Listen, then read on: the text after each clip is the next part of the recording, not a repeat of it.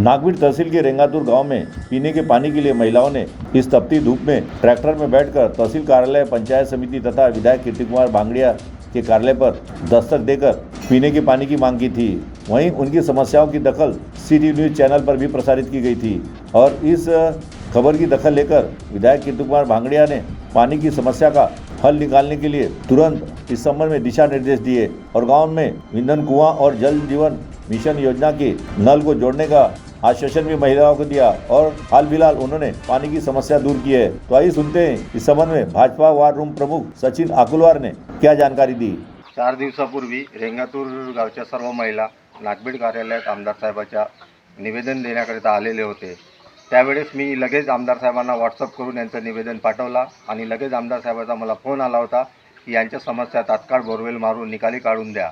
मी लगेच 2 दिवसात बोरवेलची मशीन मूलवरून बोलवून यांची समस्या मार्गी लावून दिलो।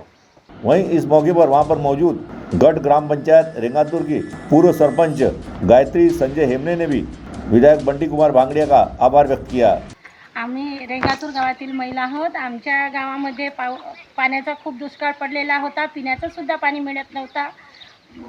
आमच्या गावकऱ्यांनी महिलांनी असे ठरवले की आता आपण मोर्चा न्यायचा। तहसील कार्यामध्ये मोर्चा नेला, पंचायत समितीकडे गेले आणि आमदार भाऊच्या ऑफिसमध्ये सुद्धा गेले। तेव्हा आमदार भाऊंनी सचिन भाऊच्या नेतृत्वाखाली आमदार भाऊंनी 2 दिवसामध्ये आम्हाला बोरवेलची करून देतो असे सांगितले आणि भाऊंनी तात्काळ आमच्या गावामध्ये बोरवेल दिली आणि आता आमच्या गावामध्ये पाण्याची